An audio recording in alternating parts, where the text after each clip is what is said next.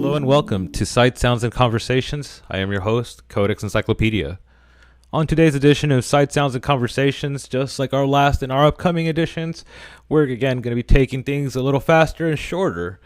The artists on today's edition are a great representation of the upcoming Halloween era that we have upon us. And I say era because many of us on this episode ride with varying things that would make a lot of quote-unquote normal people maybe look elsewhere, aside. And that's not in some form of repulsion, but maybe that form of fear that some of these online dwellers would call that very void that some people are afraid to look in a Nietzschean sense. Now, not trying to get too poetic or anything, but the artists that are on here need some representation that really and very much reflects an essence of 1, 2, buckle your own shoe, right? And, well, with all things mentioned, we are, of course, going to be having our music video block, and we're going to be having an upcoming collaborations with AIN Records, who are also known as Anti-Universe Network Records.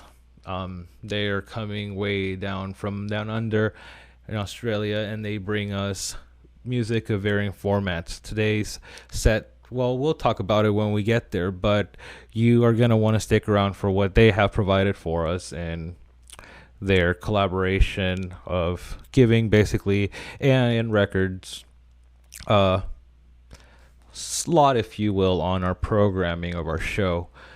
We will also be talking to Knife Face, Seth Coleman, who is also known to those that have watched the show for a long time as Nada 5150, who we will be talking to in reference to a fight and the fighting career that they have now fully and back come with a full force that, well, I can't contain myself as much as I may want to. So I'm just going to cut things short. I'll give you guys all a little break, but we'll be back for more. Thank you. You know what? I know what I need to do. I know what I need to do. I know what I need to do.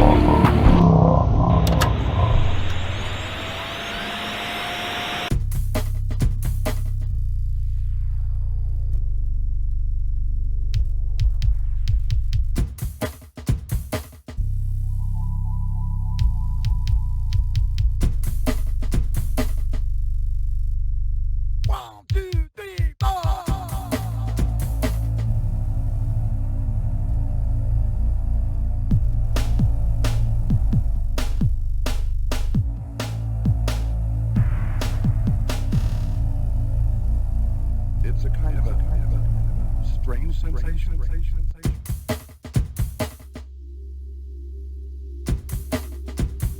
The only way to the other side is through the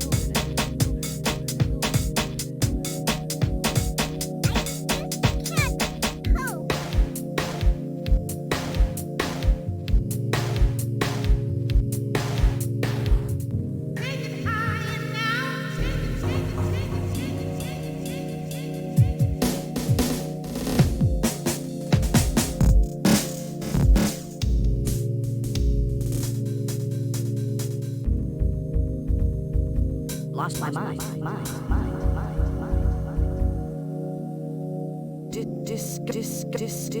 Discover the wonder. Hey, what's up? This is Drink Your Tears, My name is Big Lots, and you're watching Sight, Sounds, and Conversations. with Codex Encyclopedia. Watch it. Hello and welcome back. Sorry about that before our break. I really started getting way too amped up for today's edition of Sight, Sounds, and Conversations, and I did not want to lose my tongue in the process. But we are now at the beginning of our show officially, which brings us to the music video block, my beloved music video block, the thing that I very much look forward to putting together every single month. There's videos that maybe some of you may think, I've seen that, I've seen this, but you know what? You used to do the same way with MTV and other things, and a lot of people pine for it, or either to have experienced it, for those of you that are too young to have gone through it. But whatever, let's go ahead and get into this music video block. Thank you.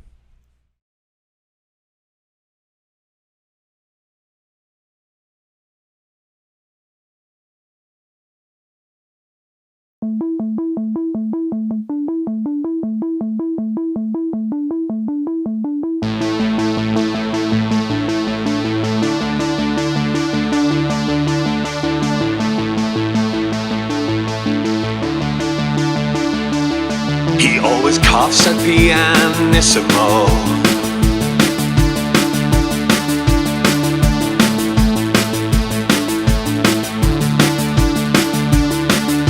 The man in the back row with optimum microphone adds to the music with bodily functions, a riot, the pattern and gesticulation like classical music on radio station. Conductor, please take it easy. The creak of the seat, the opera completed. Conductor, please take it easy. The creak of the seat, the opera completed. Organized noises are parts of the music. For coughs and for sneezes, the belches and wheezes. The man in the back row with optimum microphone adds to the music with bodily function. Conductor, please take it easy. The creak of the seat, the opera completed. Conductor, please take it easy. The creak of the seat, the opera completed.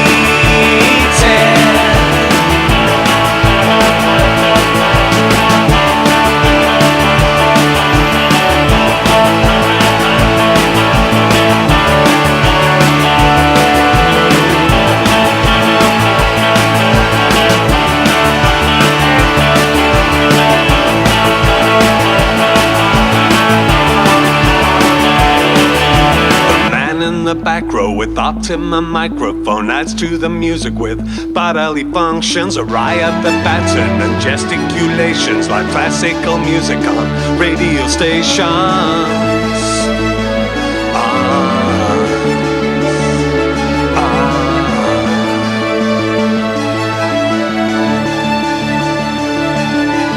Organized noises are parts of the music. For coughs and for sneezes, the belches and wheezes. The man in the back row with optimum microphone adds to the music with bodily function. Conductor, please take it easy. The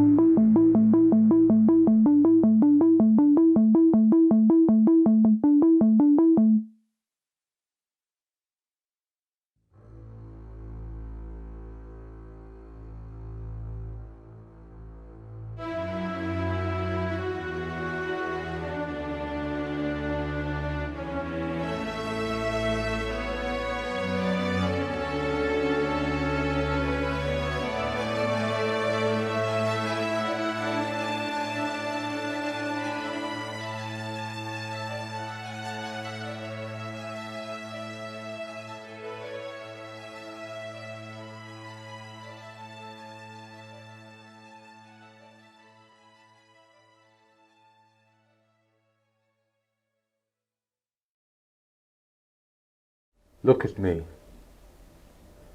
I am a joker. I am a hoaxer. Look at me. I am ugly. My face is without expression. I am small. I am like all of you.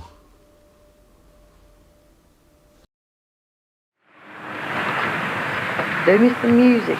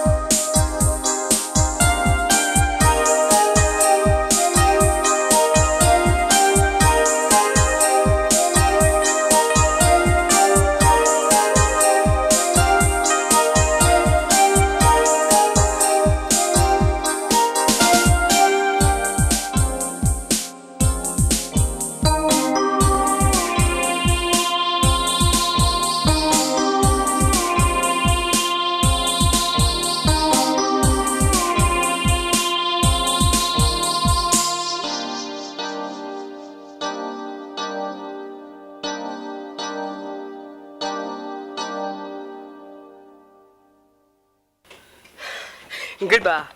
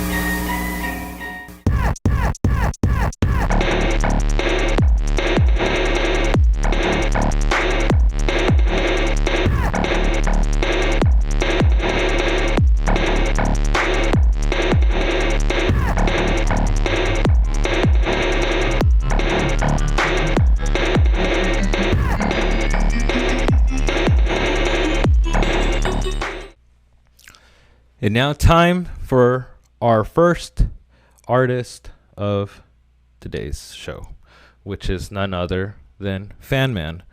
Fanman is a project that, to be quite honest, came to me as a bit of a surprise. There's no better word for it. When I reached out to, I'm not sure, to be quite honest, from everything that's gone on, if it was AIN Records directly or Anti-Inverse, but when I was getting in touch with someone in regards to having segments focusing on the label, I left the door pretty open for a lot of different artists, projects, and one of those was none other than Fanman. I have to mention this because, to me, having experienced and seen what you're all about too, was nothing short of refreshing, and I say that not just in a matter that's respectful and to, of course, get you all amped up for this, but as a person that really likes to dabble in a lot of different genres and styles, none of which I will ever proclaim, be it on this show or anywhere, that I am a full-fledged expert. I don't think anybody that loves learning should ever really quite call themselves an expert in that or in any field. But before we continue to talk about those things, the reason I mention that is because Fanman really captured different sounds for me, some of which are like a pagan folk sound.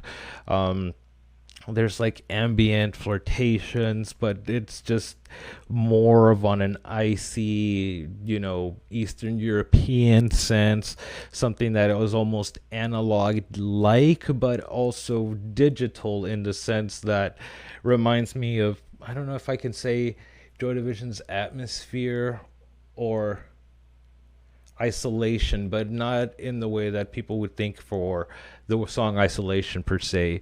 I mean more in the way that a lot of what you're about to hear really breathes in a cool, refreshing air that I feel matches the essence of the fall really well. And with all that having been said, well, here is Fanman. Enjoy.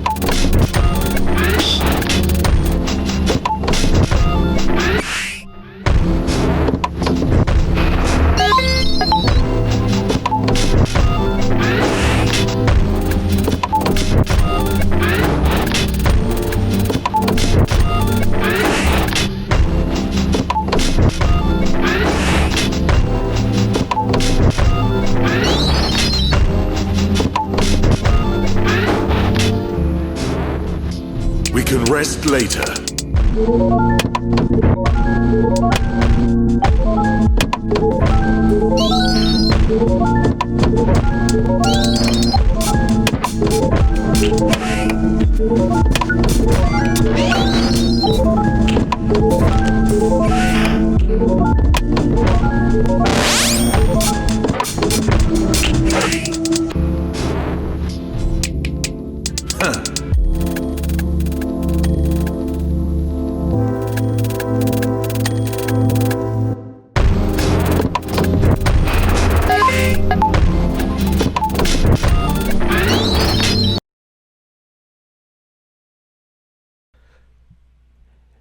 Hello and welcome back. We are now at the mid part of our show, which is almost like, the centerfold of a magazine back in the day. I think I've brought this analogy up before, but for people that bought like Guitar Worlds or care to buy Playboys or steal them or whatever have you, there was always that centerfold, that piece, that thing that was the whole of what the issue was about, if there was a theme to a certain issue of a magazine.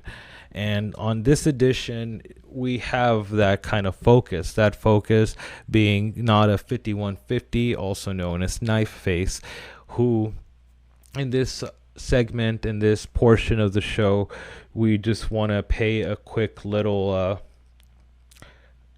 double advisory of sorts, in that we are going to be playing a set that we've had be part of our 2-year anniversary, I believe, but also going to be included with some music videos, the last one of which is a collaboration with the artist Prayers, and it lends itself perfectly into the conversation I will be having with Nada 5150. And I think the other thing I can say before getting into this whole segment is that if you want to do something, just do it. And with that, we'll be back for more. Thank you.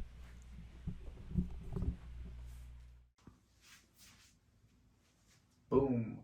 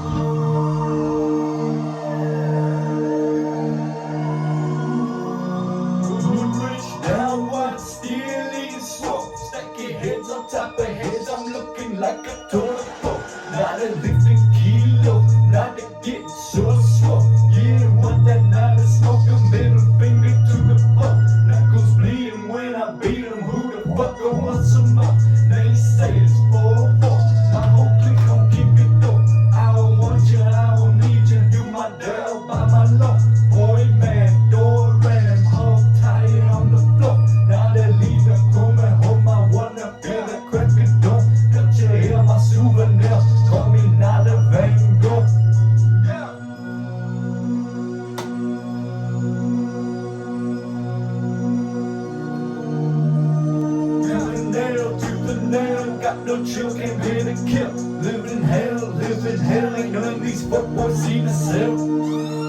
All I'ma get in them, put some more lead in them, fuck who protecting them bitches to go. Not a no bread in them, not a machete, I'm leave them in pieces and bag it to go. I ain't leaving, stop his breathing, stomp his face into a hoe. I ain't leaving, stop his breathing, stomp his face into a hoe. Tooth the nail, got no chill, came here to kill. Living hell, ain't none of these fuckboys seen a cell. Let it spray, let these bitches count the shells. Mothers pray, mama pray, but I'ma always keep it real.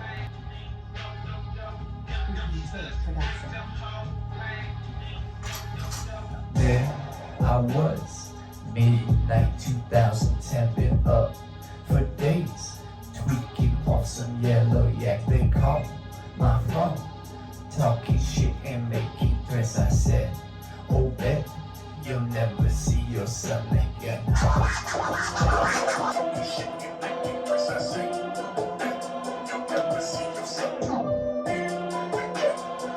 Y'all know this one.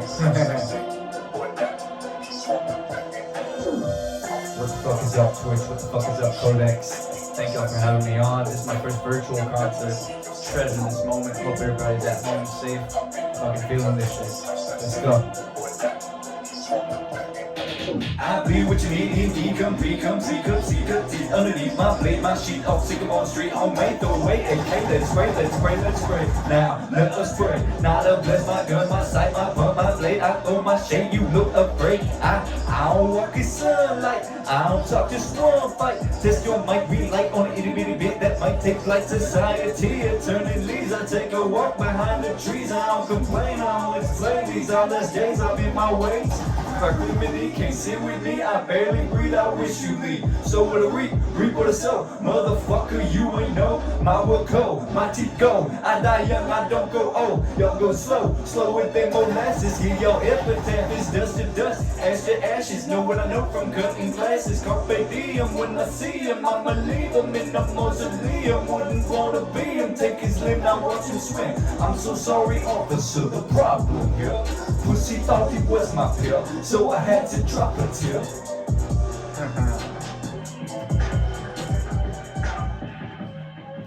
Man, Screw Tape 2, that shit is a live ass fucking tape.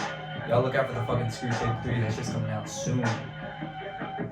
What am I doing with these fuck-ups up the truck up? I'ma run up on it for some motherfucker. Better bring them up cause I'm the dangerous. Cutting off dangerous. Catch them in the bus stop, put them in the backseat, make them a taxi, put them in the backseat, make them a taxi. Come get ass me, poppy for your ass all night. Now is that right when you just type you a big dog, but you don't fight, you impolite. But when you see me, you say sweetly, I'm so sorry, not a 5150. Fucking A, bitch, what the fuck is wrong with you? Fucking right, I fucking did it, what the fuck you gonna do? Y'all be talking all that shit, you better believe I'm coming through. I don't know who you're talking to, I'll wipe it on, I'll say it true. Wipe it on, choke him out and leave him blue, break a bone. Matter of fact, I make it two, nada. I don't give a fuck, nada. My knife in your gut. Fucking A, bitch, what the fuck is wrong with you? Fucking right, I fucking did it, what the fuck you gonna do? Y'all be talking all that shit, you better believe I'm coming through. I don't know who you're talking to, I'll wipe it on, I'll say it true. Wipe it on, choke him out and leave him blue, break a bone. Matter of fact, I make it two, nada. I don't give a fuck, nada. My knife in your gut.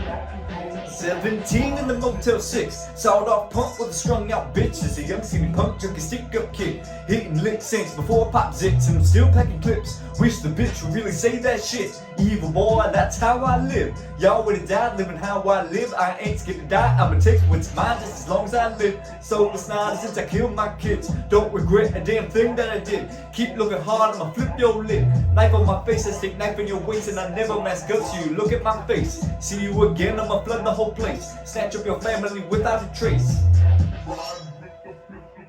True story. Alex, real trash. I don't need to know your name. All the reasons that you cannot fuck around with my game. As your bitch, but I don't need to know your name. All the reasons that you cannot fuck around with my game. Damn, son, where'd your mom at? Real recognize, real I don't see.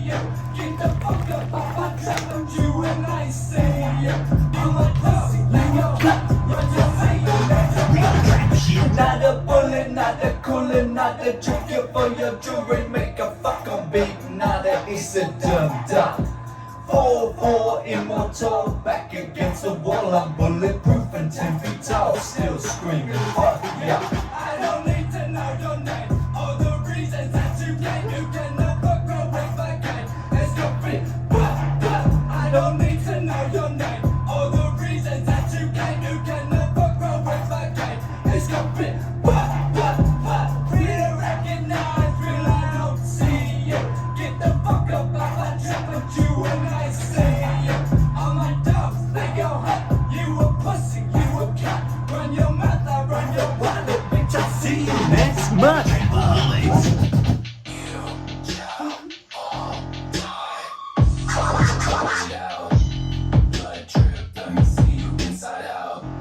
Shout out to that pussy boy who said shit to me. I got a fucking bone to pick, I'm here to make enemies. In front of me, bitch, you ain't not a thug to me, boy. Shit looking lovely, boy, your shit looking ugly. Bitch, you looking for some devil, bitch, you ain't really fine. Y'all be talking all that talk, but I see fear in your eye. I'ma do you a favor, you're coming out of the savior, eliminating the fakers. Fully loaded and I'll bet you get ya. No matter distance, see some pigments, and I'll never leave a witness. Come and get this, hear these suckers making sleepless. Well, come and beat this. Got a big old magazine, it hold a lot of things. Not at your neck, call me not a guillotine. I've been thugging since a teen. Your daddy was a bitch, you got pussy in your jeans. I'm filthy, you feel me? Can't kill me, I'm really doing all the shit that you little rappers feeling. You ain't selling heroin, bitch, and you ain't fucking dealing. You ain't finna finish, bitch, and don't you even start at the park after dark. I've been gripping for my pistol every time the dogs bark. Like if you could get got, bet you get that shit a lot. I've been robbing all day, but I ain't getting caught. Give a fuck what you say, I'ma do just what I want. Bitch, I ain't no scammer, I just bring a hammer. No, I ain't from Alabama, but she love a country grammar.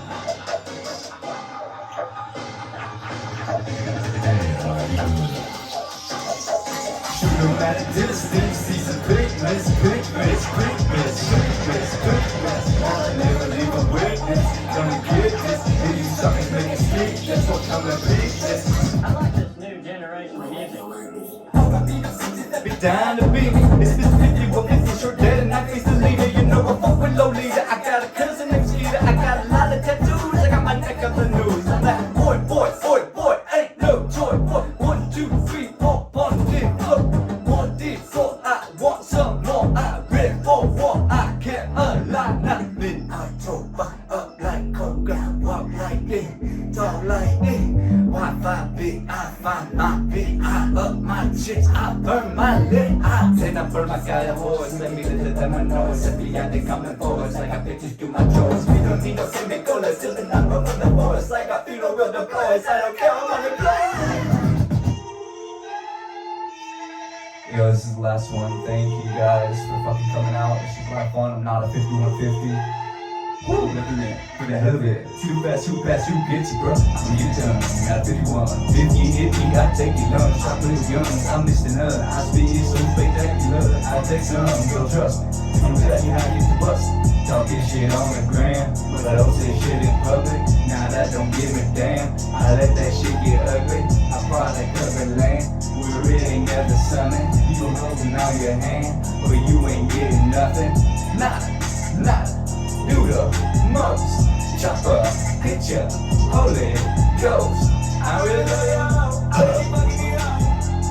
I really love y'all. I'ma keep fucking these hoes. Now let y'all know I ain't gonna let shit go in later Mexico. Now they gon' get that dough. I take pickle and then I'm out the door. They say the grass is all green, but I still don't wanna be. Cause in my eyes I see the evil. Tell you up, I don't believe it. Istanbul.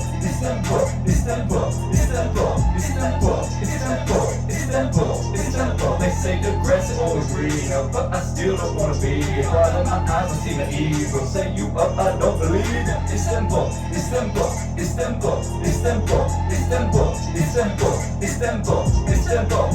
I need adrenaline. I'm feeling open, babe. I'm throwing on paper. I'm throwing you my two cents. Now they show me memories, addicted to the memories. They think of my memories. They ain't my family.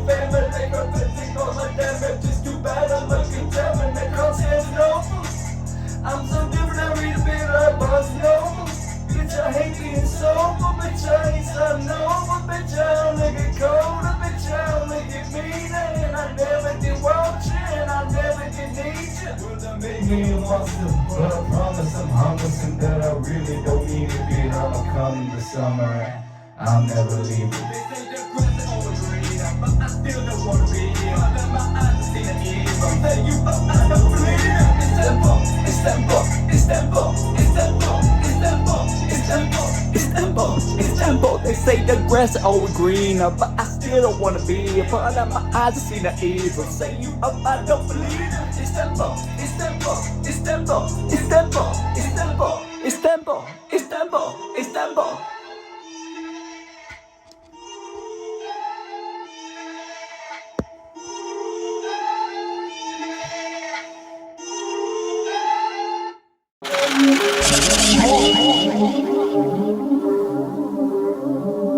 I don't need no damn school and shit, but bad habits, fighting, stealing since I was a youth and learned it from my daddy. I could never take no shit from you, but did them sounds fast and call me not a night face, aka the short addict. I ain't get no fucking chance, I was born to a crack addict, so it only makes sense that I grew up flipping candy. From that boy, pull it down, I went and got my face tatted. It's gonna be $100 grand if you want not to stop rapping. It was Polly who just told me you don't wanna make it happen. R.I.P. my brother Pearly, hit my one and only family.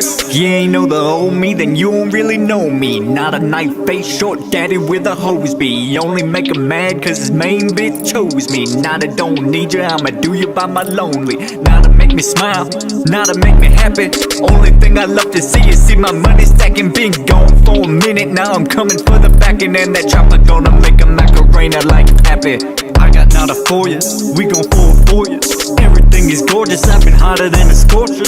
Heard your little verses and that shit was just annoying. Bitch, I am the shit just like I jumped up out the toilet.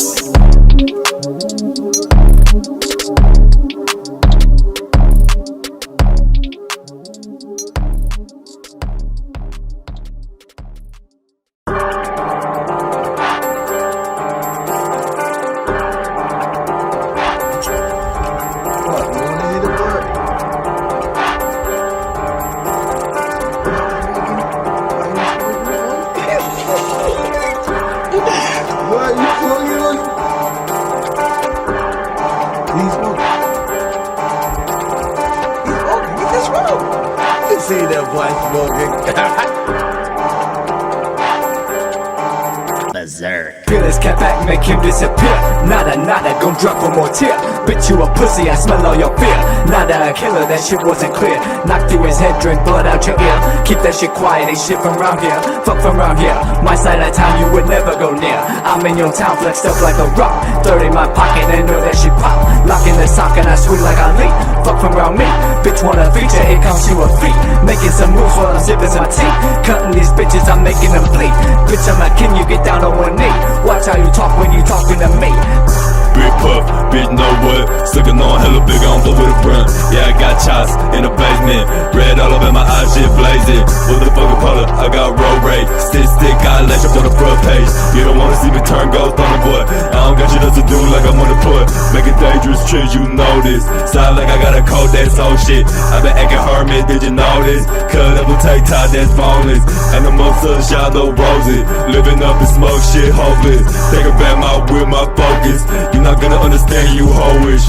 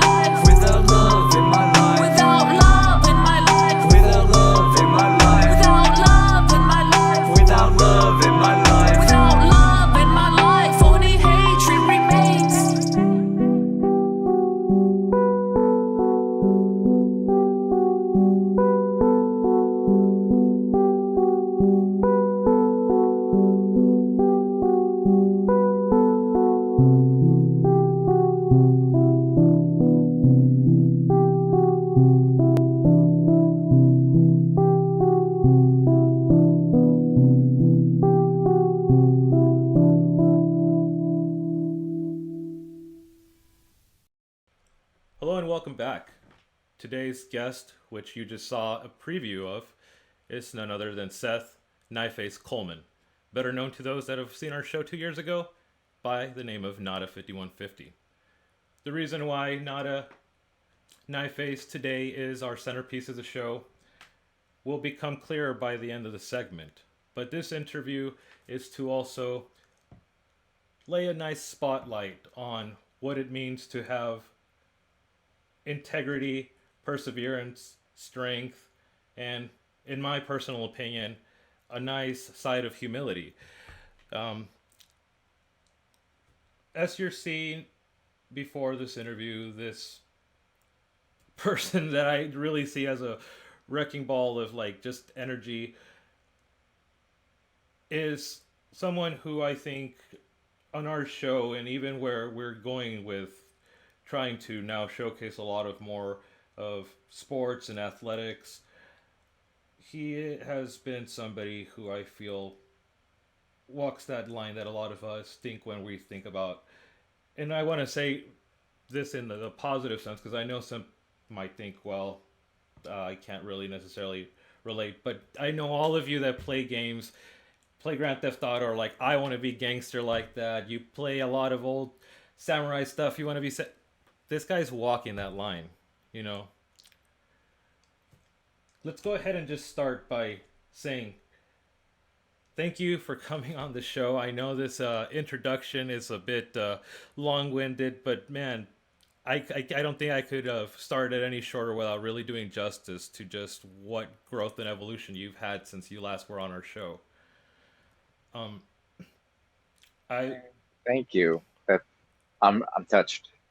Well, I feel mutual about this, and I say this because, again, for 2 years since you were last on our show, you really have taken life by the horns and have expanded further, not just on your music, but now even on being a UNF fighter. As of right now, up next fighting, UNF. Yeah, and I can see how even some of the viewers can get it a little. There's all these different, groups and all these different leagues out there of not just like fighting, but even with sporting. And that's kind of where I kind of want to start with. How did you start with getting involved with UNF? What was the story with that? I would have to thank Tracy Hess and Gabe Green. Tracy Hess of Tracy Hess's sub fighter gym out in Lakewood. I got linked up with him through Gabe Green, who's in the UFC, and we trained together at Forge Fitness, just like down the block in Bowl Heights. And I was training with him, and he's like, "You got to fight." I'm like, "Oh, okay." And he's like, "Come over here, let me introduce you to these guys, and like come spar here." So I was going to Lakewood to Tracy Hess's sub fighter, and they set me up with my first fight, and then they set me up with my second fight, which was in the UNF, and they're like a pretty big, probably the biggest promotion for amateur and like pro MMA here in SoCal. So it was like kind of cool to be on them, like for like my second on their card for my second fight, and they fucking loved me. I came in, I put on a hell of a fight, a great performance, and they also like were drawn to the personality, I suppose, or just like I made a lot of fans and a lot of friends in like the one fight that I was involved with. So they were just like, "Yo, like we want you to come back," and I was like, "I want to come back." So I'm going to be on UNF 20 here in September. Okay. Hopefully UNF 21 and whatever else there, as long as they'll keep me around. Well, I feel like that might be a possibility. I can really see it, and I want to say, because with my next question, from hearing about how again you got into this, it seems, and you could correct me if I'm wrong, but it seems almost like something was kind of like seen in you that.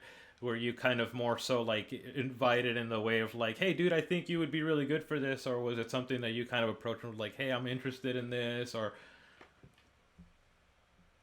Um, Shoot. Well, like I have a pedigree of like fighting and combat sports that predates my music career. Um, Music was actually like my means of like I thought that I couldn't fight anymore because Hmm. like I had gotten some pretty bad injuries, including like some head injuries, and so I had given up on fighting completely, and that's when I found music as a an outlet for that energy. But what was that? I was with my ex, who I was like living with, and she was watching like the Conor McGregor documentary Hmm. on Netflix and was like, she was like, "Wait, you used to do this? Like you used to like, cut weight and train and do all this stuff that he's doing?" I'm like, "Yeah, that was my life for the longest, fucking time." And she's like, "I think you need to do this again." And I'm like, "What?" Like I'm like 30, I'm doing my thing with music. I haven't trained in, you know, long time, blah blah blah. And she's like, and plus like my head injuries, like what? I'll get hit in the head again and I'll just be a vegetable. And she's like, "No, no, no, no, no. Like you're fine. You're fine. I think that you just need to do it." I'm like, ah. So I love the sport. I love like working out like that, and I'm good at it. And it's like I figured I'd just, join the boxing gym, and just hit the bag, train, just stay sharp. Didn't really think that I'd compete. And then I was like, you know what? Like, I think I can do a little sparring. And then, uh, you know, like I got my shit rocked in a sparring match, right? And I was like dizzy for a few days. And I'm like, oh, fuck, I fucked it up. You know what I mean? Like, I hurt my brain. And I went to the hospital and they did a CT scan and looked at my brain. They were like, totally healthy. You have a totally healthy brain. Like, I don't know what you're talking about with these head injuries. You got normal gray matter, normal everything. And then it was like, okay, it's time to go pro. Like, I've been training for 2 months and I was like, when I heard that about my head, that it wasn't like as damaged as I initially thought, I was like, okay, like it's now or never to really, put my foot in with this. And I was like, uh, what? Just like training every day, and like I talked to um my coach. I was just like, hey, I think I want to go for this, and he's like, all right, like do this and that, and I did, and blah blah blah, and I kind of told you the rest of the story from there. Gabe Green, who's he was like my primary like coach and training partner. It's actually a year ago. I started training at this gym in August last year, and just like training every day with him in the fucking summer, and well, do my best to keep up with him. He's a whole other beast. But he was like, "So you're ready for a fight?" And I'm like, what? He's like, ah, you're ready. You've been training for 2 months. And I'm like, yeah, but don't people like do it longer? And he's like, yeah. So, with his faith in me, I'm like, if you think I got this, then I probably got this. And I got this. Like it was pretty sick. I started training like more, sparring more, going to a lot of amateur events. I see like a lot of people who have been training a lot longer but they don't have that dog in them. You know what I mean? They're Yeah. hesitant. They're afraid of getting hurt, and then just like like I did like all my like fighting in the streets, and like I competed like in martial arts and wrestling like way back when. So it's like I know the discipline that it takes, and I know like the stuff that these people are just now getting used to, and I kind of grew up in that. But I also have like that the attitude of just like I'm gonna bite down on the mouthpiece, and I'm gonna swing, and you can hit me, but I'm not gonna stop swinging. You're gonna fall down, and that's it. Well, And I love it. I love it so much. Like you go ahead. I'll talk all night. no, yeah, no. Well, that's actually where I wanted to go into, when you brought up discipline. And this is a bit of a two pronged question. So I'll basically kind of blend in the two questions at the same time. But, you know, in the introduction, I mentioned a lot about like the talk, and even before we recorded, I was talking about how there's a vibe about you that I feel I'm not the only one that can get. That, like you were saying, you got that dog in you, but you're also very disciplined.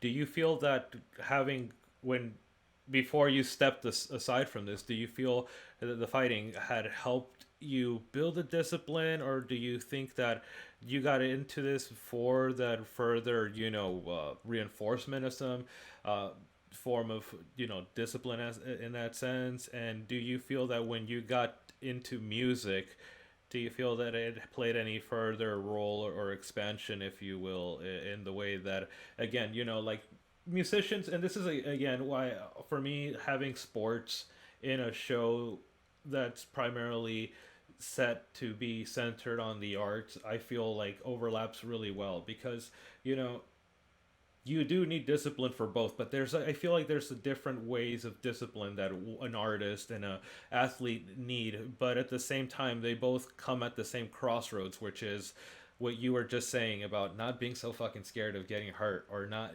whether it's on an emotional psychological level or on a physical level. But also at the same time, I feel like it's not just enough to have that, but also the discipline to know that you shouldn't let a fear of that, or the almost what would you call it, I guess the best word would be um, the adrenaline, that those kinds of things can be cloud your judgment into where you end up fucking the bag, fucking yourself up, or whatever makes you look just like a complete and utter fool. So again, to kind of condense the again back to what I was going with this question is, do you think that these two things, being fighting and music, have helped you build discipline? Do you feel like you were always a person who just had that kind of interest in just being like, I know I have the strength, I know I have these abilities, and I know I also have, and I hope that you don't take this wrong saying this, because I mean this more of a general sense that all of us as humans have this, but we also all got these demons and shadows hanging and chasing after us, and you're like, well, I can still for this, but I know there's other teachers and people that can help me better. Like, how do you feel about some of this, and what are your thoughts? Hmm. You know, I think that the discipline was instilled in me at a young age. Um, I didn't understand it then, but it's become like my best friend and my greatest asset today. Uh, the discipline, that like I grew up, you know, like pushed hard in athletics, and always like watching what I eat, being mindful of like, it's like I'm working out every day. So it's like I'm just used to it. To the point where it's like if I'm not doing those things, I feel off. And I need that I need that that like white rabbit, or I don't know if it's the white, but like I need that thing to be chasing. I need to be coming after something. Otherwise I feel like stagnant. And when it wasn't fighting, music became that white rabbit, that thing to chase. And I kind of pursued it with the same discipline that took me far in fighting, in that I, you know, showed up. I'm recording today, like I'm like, just like how I would show up at the gym, like even if I'm tired or if I'm not tired, it's just like today I'm writing a song. I'm going to finish this song. Doing it when I didn't want to, doing it when I was scared, doing it when I wasn't good at it, because no one's good at it when they start. Yeah. Being okay at, like, or like being okay at like, being embarrassed or like whatever, you have to get through that to find your thing. And what's interesting is about, what's unique about mixed martial arts is that it is an element of art to it. It's not just doing push-ups. It's a creativity, in tune with you, time, your opponent, and there's something between the lines there that is similar to music, in that like it's not just um formulaic, beats on time, like numbers. You gotta flow with whatever it is and kind of let the spirit guide you, let instinct do that. And when I get in the zone, the proverbial zone, when I'm writing in that stream of conscious thought, where I'm just like I'm not thinking about what I'm saying, I'm not thinking about what's coming out. That's when the best stuff comes. And it's the same thing when I'm fighting, when I'm not so rigidly focused, like, all right, I'm gonna hit him when he does this, when they do that, because then I'm thinking about what I'm doing and I'm not being in the moment. And you'd said adrenaline, because that is an incendiary, like, element to both music and fighting. And what's interesting, like, I probably thought about this just like as we were talking about it, is like, if you listen to my early stuff, um there has been like an evolution of my style. And I think about that with like my earlier fights, and that just, like, it was very shock and awe, just bah bah bah, like all my like first recordings, a lot of them were like yelling, I'm just like da da da, kind of letting the adrenaline things. And once I relaxed more, I found a little more uh fluidity in expression, because you can't just go fucking hard. I mean, on every song, hard in the sense that, like, of delivery, that you know what I mean? Like, I want to be able to have more than just that. I don't want to yell all the time. You know what I mean? Sometimes I like the smooth stuff. Yeah. And all of my stuff is hard in that, like, it's good. Like, this is like some like hard hitting music, but gotta like use the whip sometimes, not always the hammer. Like whip, whip, whip, hammer. Just like, anywho, I hope that's not too like fucking like metaphoric, like all that fucking analogies in that, but No, it builds crossover between music and fighting. Yeah, and it just lends a lot of validity of what I've kind of been observing even before our interview and leading up to it, and even with what I've been saying throughout this conversation, including the introduction. When I again make the comparisons of like the way that people envision the personality and their toughness, but also the disciplinary silence that are carried with figures such as like gangsters and like samurais and all, and like mob people.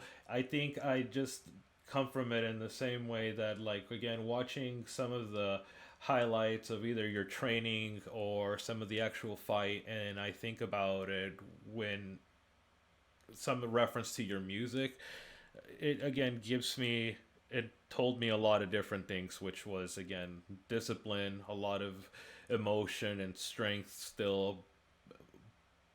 Like one of the first things that I gotta say, in the way that I've seen you in your reels, and I'm hoping that this weekend I can probably try to actually get access to watching the replay, because truth be told, I only saw vicariously through what people were sharing online and their stories and what UNF was sharing. But what I want to get to is that one thing that really has struck me is the way that you're very analytical, but also like lightning quick in a way that's almost paradoxical, and specifically with your footwork. Your footwork is something that I was really like digging. You almost very snake, or almost like a quick knife. Which again kind of goes with the knife face thing. But with the music, though, it kind of reminds me of that very same thing. Your music, at most times, one of the things that I've always liked and enjoyed in particular is that the best comparison I guess I could give on a universal level that any viewer of any background could understand is, you have a very Floyd-esque way of doing music. It starts off in an almost quiet way where sometimes, if you don't have it turned all the way up or you're not wearing headphones, you'll be like, wait, is the song and by the time that it's already there in full flood of emotion, and I just feel like it's also not without intention. Like, I feel like that's how you envelop both your opponent in a fight and also the listener in ways. And that's why, again, throughout this conversation, I just really feel like you have a really good handle on being able to make those two things kind of marry in a way that's well.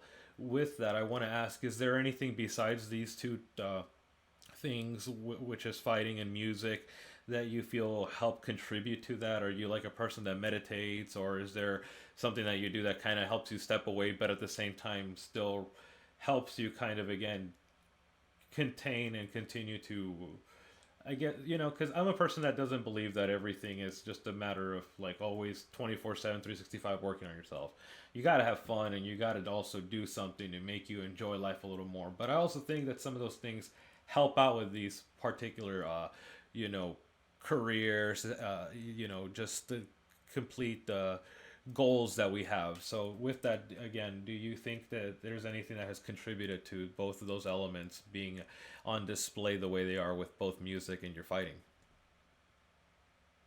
Oh, 1000%. I'm glad you brought that up, because like I guess it kind of goes on the yin to the yang that is the discipline, in that you gotta relax too.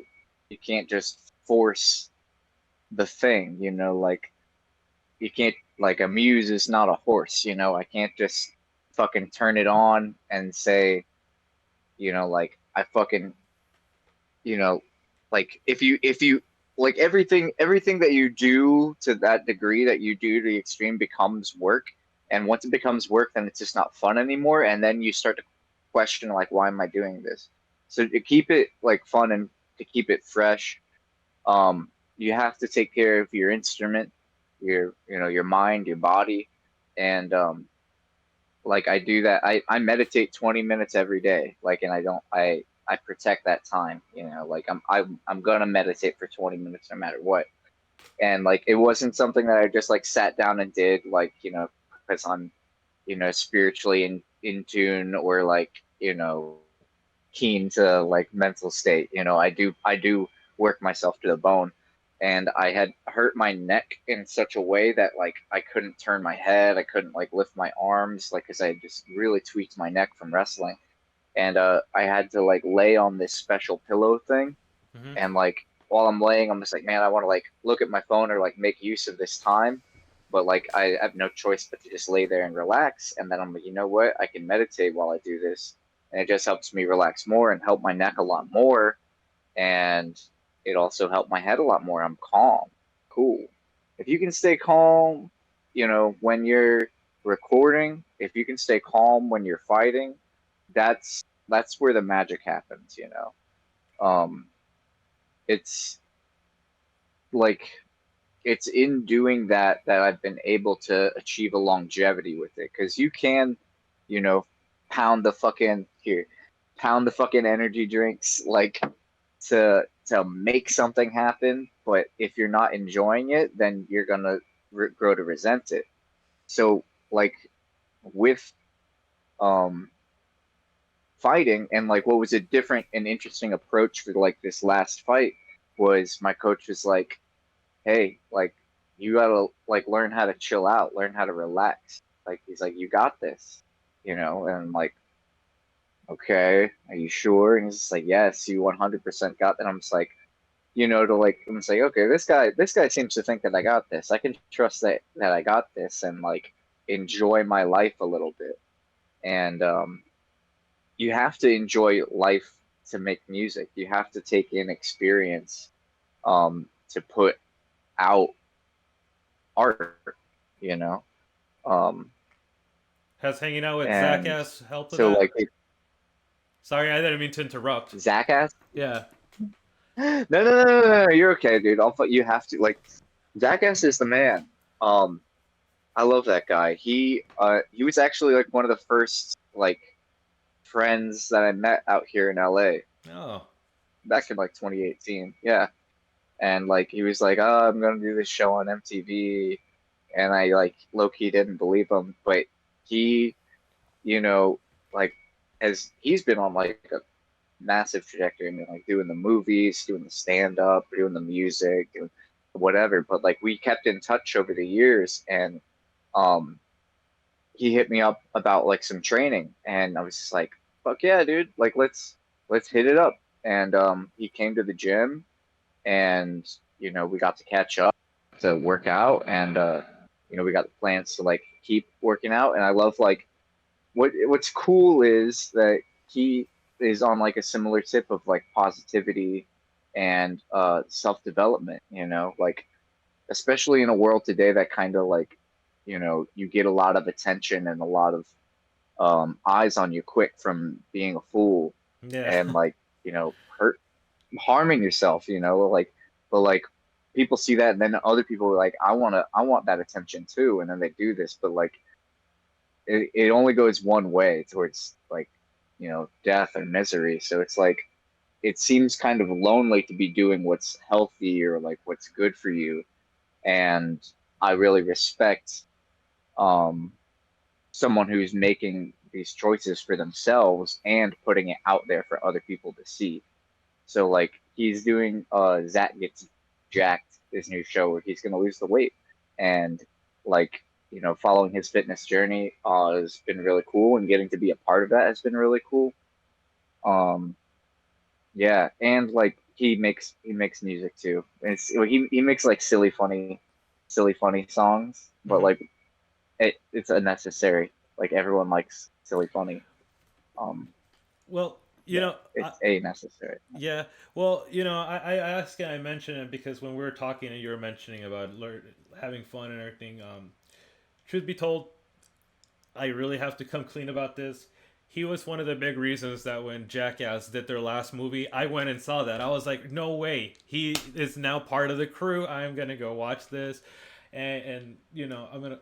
And the reason is because of what you were just saying. I've always kind of seen him in the very same kind of light as like somebody like Chris Pontius, who you just see him kind of like no matter what, there's always just a smile and openness. And I saw some of your guys' footage of you guys kind of just working out and stuff, and it just again further solidified some of what I've been saying about you, but now on a more less serious level. That thing that I feel that a lot of people, whether it's in music or whether it's in again now doing sports again on a bigger level like you're doing, I think one of the things that I think people might really also dig with you is the genuineness of the smile that you have.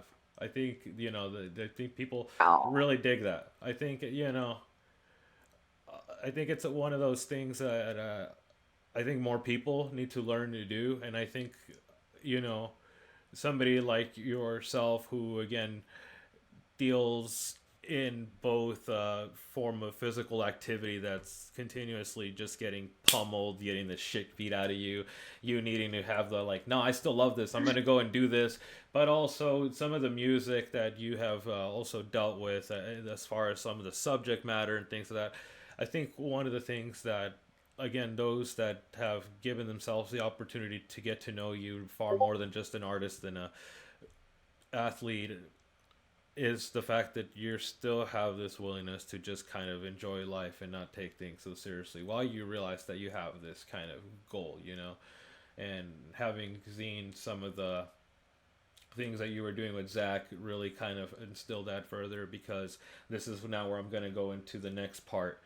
Um, Seeing your collaboration that you did with Prayers was also the different side of that same coin for me, which is the following: giving yourself up, and this is where I was talking about humility, giving yourself up to understanding that even with all the strength and power and everything that you have, there's still forces and things out there that are much bigger than ourselves, and it's not even really a matter of questioning anything besides the fact that there's something out there purveying for a lot of us, giving us the ability to be able to either have a shelter to sleep at night, to eat, yes, all of those things. But the most important thing I feel that gets taken for granted a lot is the ability to have that strength to also just walk a little bit further than just those things. It's not putting that whole idea down, but when it comes to somebody like, for example, again, Prayers, he's also somebody who I've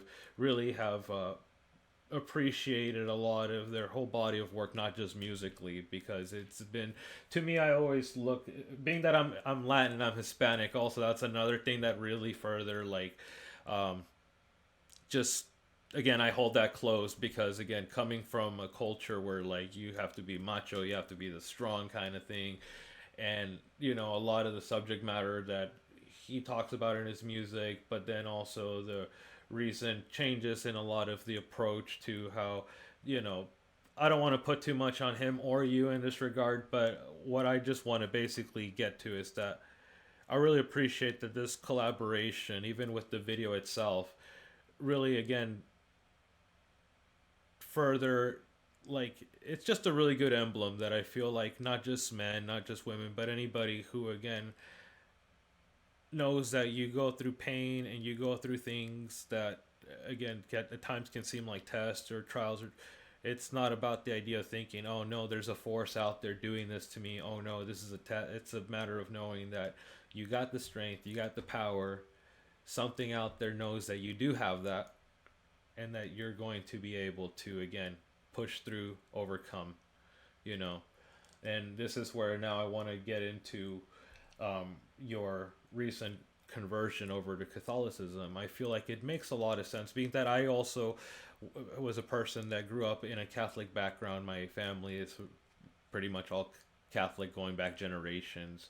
And I've always felt that one thing about that Catholic faith that lends itself in that way is that very same kind of thing. I feel like personally to me it's always been like the most Buddhist esque of the like the Christian religions, and it makes a lot of sense for somebody like yourself. To me personally, when I observe like looking outside trying to see in, how and why it is that like things are currently working, and just further just pushing you to where you are. Like somebody like Zach, somebody like Prayers, the people that you've talked to, whether it be your ex or whether it be some of the people you're training, for them all to really feel that you have this grounded level that a lot of people just seem like, hey, push yourself to that next level, go. But it's not even at a like, hey, we know you can do better, but it's a more like, hey, we know you're meant for better. Do you feel like with all that I've mentioned, were a lot of these factors things that made it to where you were thinking, and you can feel free to opt out of answering this, because I can understand the heaviness and almost like also the intimacy of this question, but do you feel that a lot of this, what I mentioned, if anything of it is right at all, lent itself to where you were able to again have the conversion and where you became Catholic? Wow. Well, like, I want to say that I'm honored that you've like put that level of attention into, my span, like career, whatever you want to call it. Because that absolutely right. Like, it was, it was a lot of. I mean, it was hard. Life was hard, and it's it took some kind of like digging in deep, so deep that like I had to get down to the core of me to like find some type of strength, and to find that the core of that strength was from something bigger than this body and like this earth and like what my consciousness and mind can even comprehend, and to like anchor that to grow to life's challenges. And it's interesting how it all like kind of came to the surface. Like, I didn't even know that like making music would be something that I would do. um when I was like 20 years old, like fighting career was over. Like, I talked about like the fucking street fights and shit in like other interviews and shit, but like I was all fucked up. I was bad off the drugs and just like miserable. And that's when I kind of like got in the YouTube hole of like finding all this like weird like niche music that I loved, because these guys understood my pain. And like I really liked, whatever the sounds, the looks, like something like that. And yeah, it was like there that like I found like the folks who I still listen to and like who become collaborators like Prayers and shit. So like um that's like when I found his music. And then like years later, you know, I'm living in LA, and it's like we follow each other on Instagram, and he's like, "Yo, I fuck with your music," and I was like, "Oh, holy shit!" Like, you know, like you're part of the reason I make music. And we were like, "Yo, let's make a song." And he came over to my shabby apartment in like East Hollywood with my old lady, and the dude was just, like so humble. Like I was pretty taken aback because like I'm like, you know, he like had his driver drop him off. He's wearing like this fire fucking like coat and shit, and it's like, why is he here? You know, and like just like, you know, recorded in the room where like I record all my shit. And dude like was going through a really hard time. Like he had just lost his mother, um, and like he basically just like talked for the longest time. Like he had to get some shit off his chest, and I like just did my best to like actively listen. And because I was going through a loss at the same time too. Like my best friend, he had just died, so we were just two like internet strangers just kind of grieving for like, it was like 4 hours. It was like a really long time of us just like for the first time talking. And like we, you know, didn't even know if we were going to record after, because, you know, we just got it all out. And that's when we recorded Without Love. It was like right at, well, actually, I take that back to like, I was like, "Hey, bro, do you meditate?" And he's like, "Nah." And I was like, you want to meditate for like 5 minutes? And I was like, "Yeah." And we meditated for like 5 minutes after we like spilled our guts about like all the fucking chaos and shit that was going on in our lives. And then we busted out that song.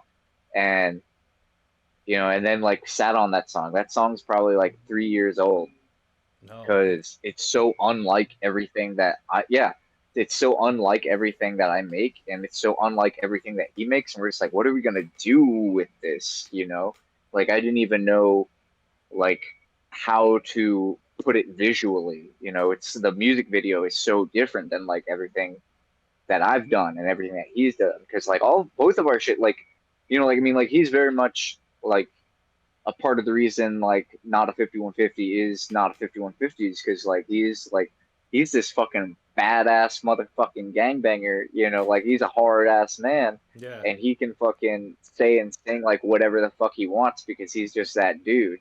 And I wanted a piece of that confidence, and I'm just like, yeah, you know, like I can say or do whatever the fuck I want because I'm that fucking dude. And here we make this like fucking like sappy like ballad, and how do we fucking make a visual for that? And like the directing team of like American Primitive, they like wrote up a treatment, and we're like, yeah, that's it. And what's bananas is that it was shot in my gym, the gym that I train at, Forge, which is the same place. Like that ring that you see, that is exactly where, like the ring in the video is exactly where me and Zach were hitting pads. So it's like, and yeah, and like we didn't even record the video until like January or something of this past year. So it was like a long time coming. Oh, and fucking Roz Dilliams, or Disciple Zachariah, he's the one who made the beat. And for like, you know, to be like making a song with the two guys that like made me want to make music, and like it being such a hit, like the song did really well, people fuck with it heavy, and it was such a woo. Can you still hear me? Yes, I can. You can go ahead and reach Yeah? for it if you need to. Okay, cool. Okay, hopefully.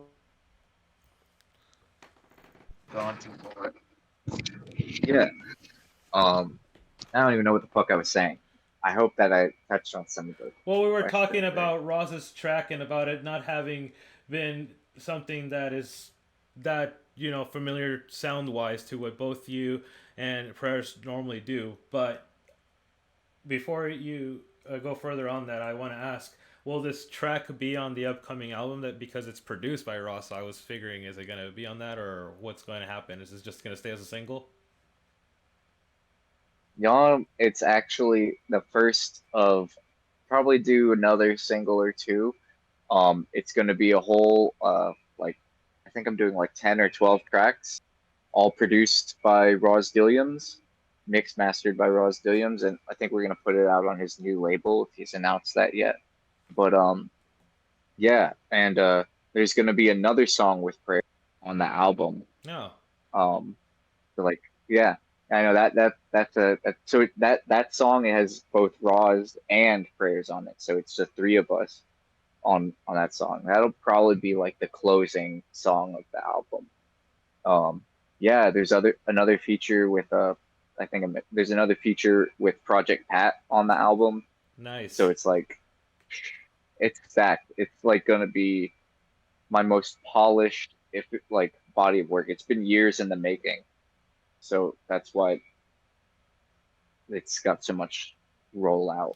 And I'm really looking forward to it. No, that's gonna be great. I'm definitely looking forward to it myself as an actual like, and you know, and I have to actually say because, you know, part of what I do on this show is like influenced by like the likes of like Nardwar, but also like your Lettermans and all that. Now I don't doubt that Nardwar doesn't listen to those things. Like you can tell that dude listens or he's studying up on stuff.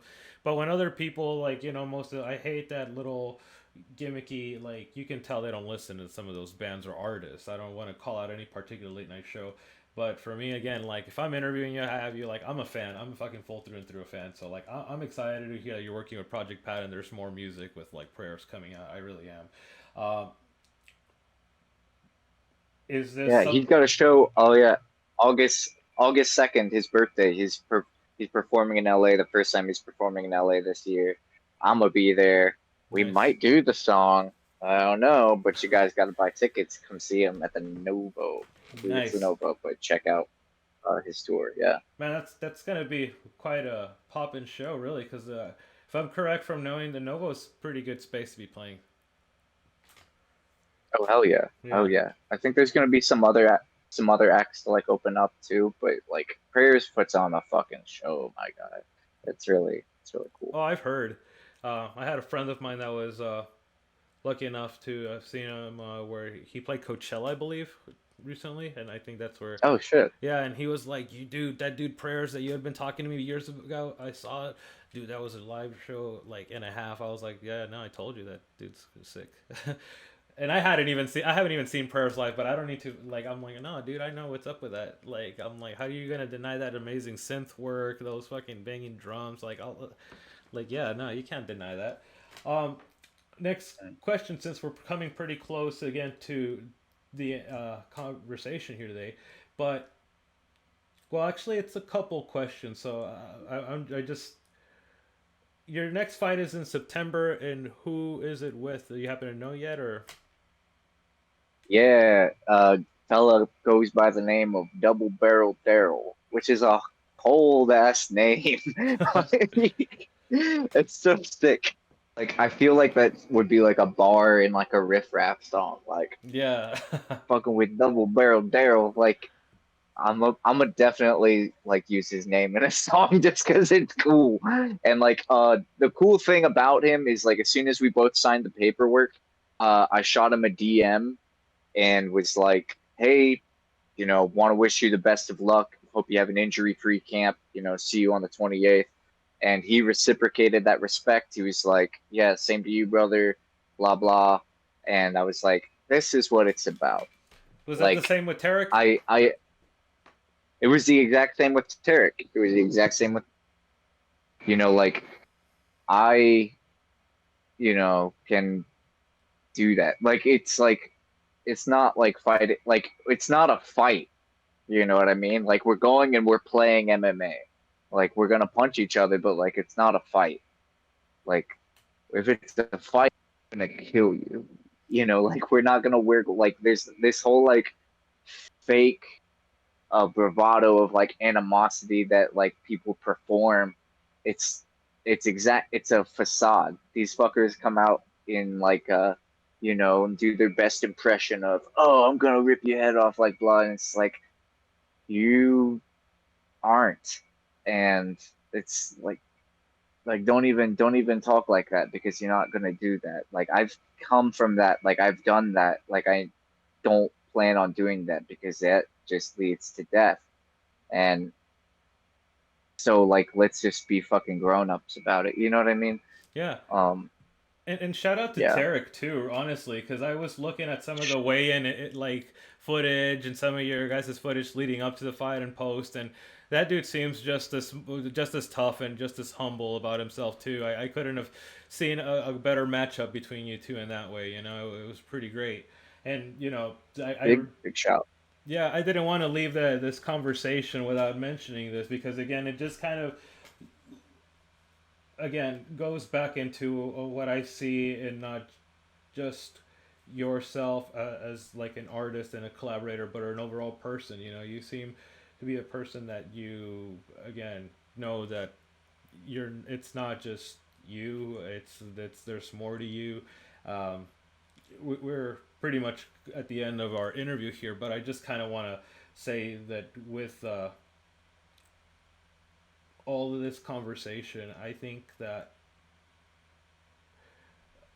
I see a lot of big things for you in store, not just for what you do with you know fighting or with music, but I think overall like spiritually and as a person, you know, because again, I think that leading up to this conversation and this interview, like I listen to your music like quite often, so much so I don't know if Spotify ever snitches you out, but on the your fave artist thing, you show up there along people like you know, Throbbing Gristle and like JPEG and like Daft Punk, and it's always nice that I'm like, yeah, the homie's right there with like a couple other people we've had on the show, but you know, with that mention, but also seeing your fight or not actually seeing it, I'm hoping I can see it soon, but seeing some of the footage that I saw vicariously from what people that were there uploaded, and a lot of that stuff that the UNF posted, and also your conversion, I just feel like,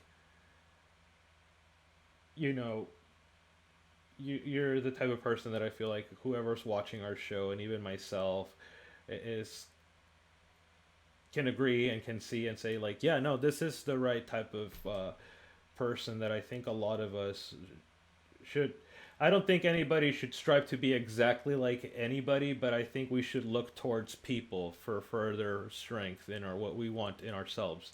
And I think you're definitely a great representation of that, but also, again, understanding that there's more to life and what goes on, whether it's in the world or yourself, than again just yourself. I don't know if you recall, but in our first interview before we recorded, I was talking to you about being a very big believer of like the Jungian, if you will, essence that I guess people tend to think pervades over us a lot of ways, whether it be in the matters of talking about like the mind hive or, you know, sometimes synchronicity or things of that sort. And I feel like a lot of people that, you know, might not be at the position that would lend to this, I feel like they forget that that could be the very same force that we were talking about, which is some way of God letting us know that there's something pervading over us. And it's just great that we were able to have this conversation today, and that you're a person that can, both on a personal level to me, remind me that I'm on good steps, not just because I know you, a la like, you know, I know Kanye West, I can't fail. I know that's a little bit of a hot take now because of the lot, but you know, the sentiment of knowing somebody who's just like, no, I'm going to say, I'm going to do, I'm going to go. And, you know, you do that in such a better way that I think even West himself could do well to hang out with you a couple times, you know. Maybe he could stop blaming My heart. Yeah, no, maybe he could stop blaming the Twix so much for stuff. Yeah. But, you know, with all that said, is there anything else that you think we may have missed, or anybody that you'd like to give a reference to during this conversation we've had today? Ah, man. God. I really like what you had said. I mean, I love this interview. Like you're going places with this show, and I hope that everyone sees like the amount of work that you put into this, because yeah, there aren't people that cover music, athletics, pop culture who dig like you and have your kind of brain. So it's really refreshing, you know. Best favorite interview. When you said that, like when the Catholicism and like my conversion, you're like, and this makes sense, because that was, you know, when I was really like you know, like I thought the drugs were the end all be all. I thought, you know, this like, you know, this like weird like murder beef thing was like the end all be all. That my legal situation was the end all be all. You know, like I kept like digging deeper and, you know, growing stronger and, you know, getting closer to God till I realized God was all like when I had nothing and God was all I had, then I knew that God had me like this whole time, and that it does make sense when I look at like the music, the progression, my like attitude and all this, and it's like, oh, Catholicism really is the religion for me. And like if I were to hell, I was like, I'll yap all night, brother. I'll yap all night. No, I feel what Bless you're. you. I feel you, and I really feel Yeah. what you're saying. But you know, to just kind of close off with what you're saying, I think, and if you can correct me if I'm wrong, but I think what you're just trying to again not only just tell me, but also I would say, since you're mentioning this, tell the audience for the most part is, you know, just don't give up. There's no reason to if you're still able to. I think that Never give up. well, I think what if some of the things I like our audiences to take away from our interview and from talking to you specifically is that, you know, it takes a lot of faith to be able to pick yourself up with in whatever might have and whatever has happened in one's life or whatever might be going on. You know, there's a lot of people that might feel guilt because they see the state of what the world's like or things, and might feel like, hey, should I even bother? You know, I feel bad that like here I am trying to like play an instrument, but I should be thankful I have a fucking job and I'm doing this. And it's like, no, it's not the matter of that. It's the fact that, you know, you can still do this, that there's the ability. Why not? If anything, I think a lot of people that don't have that ability would probably be glad by you, because I think people underestimate again how much we are supportive of one another as people. So much. And so long as you're a person that walks with some form of faith, it doesn't matter what religion. I think the most people that have had a true intimate relationship in the way that they should with a higher force, power, energy, being, whatever they have, I think they can see that in another individual. And I think a lot of people see that in somebody like yourself. And I think, like I said, in this interview and leading up to it, I couldn't have thought of a better first person that we could interview that could truly help a lot of our viewers see why it is that even for myself as a host, for a lot of the time that we've been doing the show these last 4 years, when we were doing it and have been able to do it, I've hinted a lot about how sports and a lot of more physical activity is also very artistic itself. But for me, to be quite honest, between you and I, and for the rest of the audience watching, I think that again, a lot of this stuff is just a way of knowing that there's something else out there that is trying to make sure that that you're reminded that you're just supposed to be strong, be humble, and walk with a smile. Like, the toughest man on the world to me is a person that's able to smile, you know, despite any adversity. And I think you're somebody that does that pretty well. And I really, again, want to thank you for having been a part of our centerpiece of this edition of Sight, Sounds, and Conversations. I think that you are, again, a great representation of what the rest of the artists and people that we will have featured on this episode represent. And I know that a lot of our audiences will take something from this edition, and most importantly, your conversation today. So thanks a lot. Oh, thank you, man. Honored to be part of it. Sight, Sounds, and Conversations 2024 and beyond. Well, that was our conversation with Seth Coleman, better known to those out there in the fighting world by the name of Knifeface, and those that love music, Nada 5150. And be on the lookout for everything we just talked about, further expanding, and even more. As we all know here at Side Sounds and Conversations, that this is an energy you can't just contain to two things. So we look forward to having you back in the future again. Oh, honored. Thank you so much again. Well, thank you all very much, and we'll be back for more.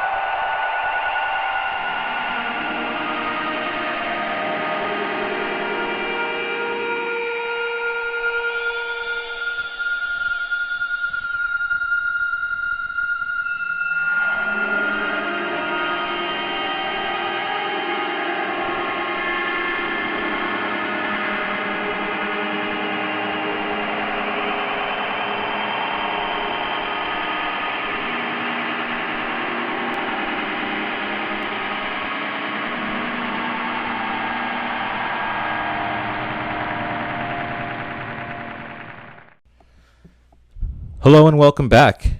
And now we are at our show closer of this edition, which is none other than Voltaire's. Voltaire's is a project and an artist who is dear and close to my heart, I will say, because this is an artist that throughout the last year since we've had their inclusion on the show, I have been a little personally biased and have had this guy soundtrack me taking trips across the country, getting sick and not being able to do much, operating and managing a retro video game store, the chaos, but the necessary and obligatory organization is something that Voltaire's is a really good representative for me in a musical way that, like I've spoken of before, reminds me of a lot of different artists that a lot of people are influenced by, some of which may be the likes of Death Grips and, well, the experimentation of even artists like the Dust Brothers production.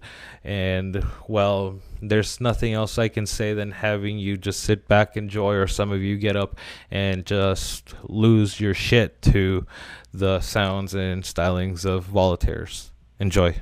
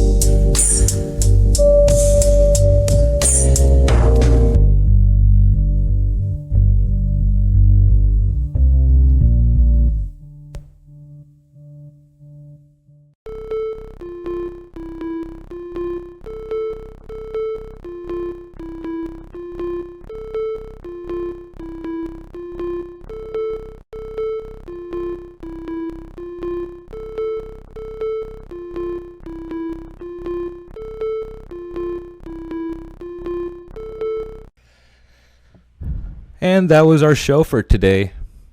I want to thank every single person that watched our show, that sat through the whole thing, that skimmed through it, that just came and watched their own sets again, that told their friends to come and watch. Thank you, all the parents, all the siblings, all the people that will only watch it this once, every single one of you. I can't stress enough. Thank you so much for watching, sticking around, and all the artists that have given us an opportunity. If we didn't have this opportunity to have your stuff on our show, we wouldn't have a show. If we didn't have some of you that watch the show and reach out and say, hey, I saw you guys had XYZ on this show. It moved me. It made me want to be. That's what makes us do what we do, and what makes me move to a place like New York to find more of you, to get there in person, to just go and ask you questions. And we're looking forward to more episodes of Sight, Sounds, and Conversations. Have a good day, night, whatever fucking plane of reality you're living on. We will see you back for more. Thank you.